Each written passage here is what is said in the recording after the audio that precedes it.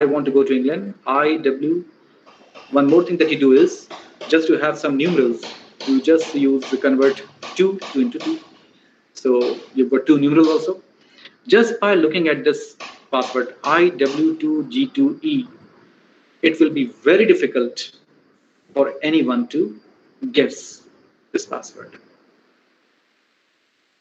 So this can be the base password which you can use for different applications. Although I'm not saying that you go adopt for this practice, better to have separate unique password throughout.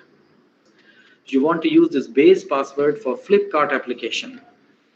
Then for Flipkart, you add, there is prefix, this password with capital F, and at the end, use T, small t. The whole password is FIW2G2ET, a very random kind of a password, very difficult to guess, and for brute force attacks, it will be difficult. So this will be your unique password for Flipkart. Likewise, if you want to go for some banking application, maybe for SBI, you can start with S, terminate with I, and so on. So this can be the best solution, but this can at least help you with password that you're using at present. You can replace it using such kind of random passwords, and certainly you will be at least be more happy and feel more secure that your password is quite randomized. Those are certain do's. Likewise, don'ts. What you should not do. Don't ever try to write your password down on a piece of paper, in your diary, or mobile phone, or in an email. Avoid that. Don't make obvious choices like your last name, first name, nickname, birth date, your wife's name. Maybe you are very fond of your spouse, but still avoid using it as a name of the password. Make, model of your car, or any favorite expression. Just avoid that. There have been practices like whatever is the username, the same password is there. My username is, let's say, Sarosh Umar, and I create a very complex password, Sarosh Umar 123. Avoid that. And this is a very common practice. It is no, it's something which is really happening, and that's why when we talk of $100 billion of money being siphoned out, all this is happening thanks to such kind of practices. Don't share your password with anyone. Once it's out of your control, your security is out of control. So it's a great breach of security once you share your password. Now, there's another thing. When I was suffering from COVID, I had to just call my boys and then just tell them, okay, these are the password of my banking account. So if something happens to me, at least use the bank account and whatever. So it's something which is happened very recently. But don't share the password.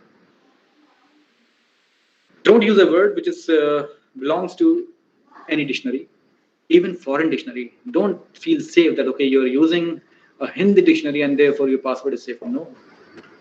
All those softwares which are basically cracking your password, they do go for all these. It's very simple, very easy. Or any encyclopedia or anywhere. Don't use any sequence. Of course, no one uses this, but avoid this.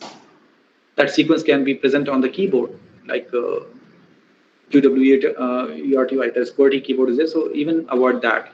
Maybe you're using this password because you want to enter the password very quickly, but that will not be a safe and secure password. Don't use very short passwords. In fact, there are applications which do not even allow you to enter. Likewise, you see in most of the services which are now being availed through e-governance by Government of India, there you will find that when you want to create a password, it validates your password and ensures that you use a mix of uppercase, lowercase, you use numerals, you use some special characters. So that's a very good thing which is being adopted through these e-services sites, e-governance mainly. Don't use a word spelled backwards. So you find that whatever is being spelled backward, that is a palindrome, will be a good password. No, it can be very easy detected. Don't use password of all digits or all of the same letters. Don't use solitary word in any language. Don't use the same password for more than one system website. I've already said that. Have separate password. Even when you think that you are clever enough, that password becomes PA55WORD. Avoid this. Never ever use dates to create a password. It's a very common thing which happens. Your date of birth or maybe some other date is used as a password. You keep on changing your password regularly. That's a good practice, but then avoid using the previous password.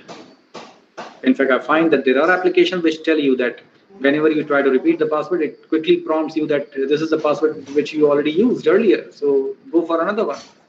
So don't reuse any of your last passwords.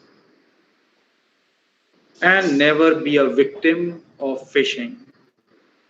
Even though the request looks like genuine, do not fall prey to such scrupulous persons who might be adopting to different means, either threatening you or maybe luring you out of one of the major parameters, which is the first step towards falling prey. So don't fall prey to fear tactics or some kind of luring. The point is never divulge your information. In fact, most of the service providers, they do say that they never ask for such information on phone. KYC, know your them. Better visit the bank and provide the information rather than just answering those calls. Other one good practice can be two-factor authentication. I've already talked about the limitations and do's and don'ts of text-based password, but you can supplement these text-based password with some additional security features like multi-factor authentication. So you can go for the password and then bank upon some OTP or perhaps use some card, like in happens in ATM. It's a two-factor authentication, your PIN number and the ATM. So those two are used in conjunction to authenticate a person. So on emails also and various service providers also, they are also having this facility that you can go for multi-factor authentication. But again, you know, the tendency of human beings, they want to just access everything very quickly. Instant gratification is one of the common limitations of human beings. And that sometimes becomes quite costly. So if you want to secure your accounts, email account, bank accounts, better go for multi-factor authentication. Bank accounts are secure, we all know that. They do have got this feature of using the OTP and other means are there. Google has started using this two-step verification. So it banks upon some voice call or OTP, which is generated and sent to your mobile phone. So this is something which I have told you about the problems that we are facing and the possible solutions. But then I can say that nothing is foolproof. There's always a possibility that there will be people who will always try to bypass the system, circumvent the system, and use some other improvement over the system to ultimately steal your information. So the tussle will always be there. We adopt some technology, there will be people who will be able to break into that technology. So this is a scenario that is there. So even when you talk of toughest of security features, nothing is secure in this world. Other methods also coming up. That is, different techniques are being adopted. You might have heard of, because we see the problem with text-based password is that it's so many limitations are there. You do not easily remember your passwords. But we find that human beings have got great that is a strength to recall images. There's images, pictures worth 1,000 words. So there is a possible solution. Go for visual passwords, graphical passwords. So that's an area where people are working, and in the Department of Computer Engineering also, here also, they've got this thrust area where user authentication using graphical means. So graphical user authentication. So that's one of the possible solutions, and it is being tested and tried. The idea is again that we have to have the trade-off, that is security and usability. Better security and better usability at the same time.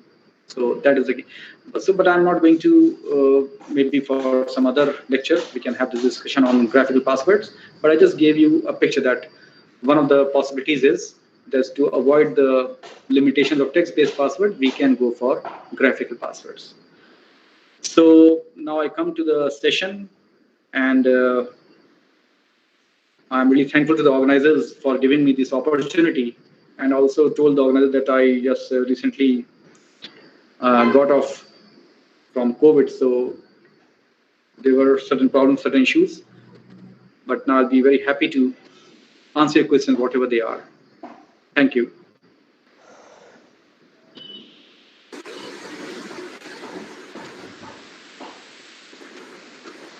Thank you so much, sir, for such a wonderful speech. I'm sorry for such a wonderful lecture.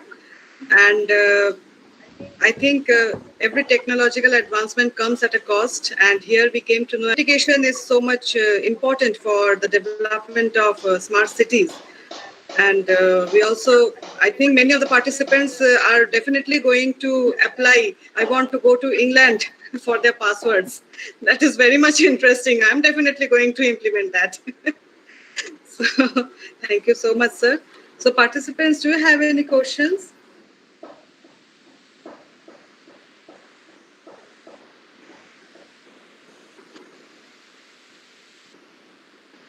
Sir, there is one question.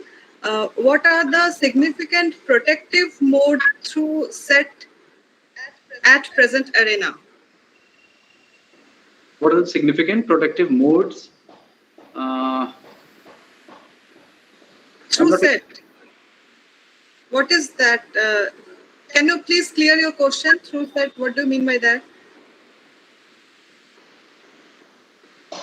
This is Manjaya. I think what they're talking about is that is how we are going to secure electronic transactions. You see, today's session was mainly about user authentication, because when we are talking about the losses, mainly they have happened not through the breach of security, through the channel, through the network. Rather, it has happened. That's what has been happening most of the time. And for securing electronic transactions, you see, the first level of security should be at the. Also, there we have discussed what different means are there: knowledge-based authentication, token-based authentication, biometrics. These are there, and then even over knowledge-based carried out, what methods or means you should adopt to ensure that your password doesn't get stolen. Now, talking about phishing, which is happening quite rampantly, this is a very serious issue which is happening, and people keep falling prey to such phishing sites. They look really quite genuine sites, and then you start entering your information without even bothering, without giving a second look. This can be for checking that whether we are really accessing a secure site or not. So security certificate, of course, you're not going to check the security certificate, but you can see that there's a green lock, which can be ensured that the site is genuine by ensuring that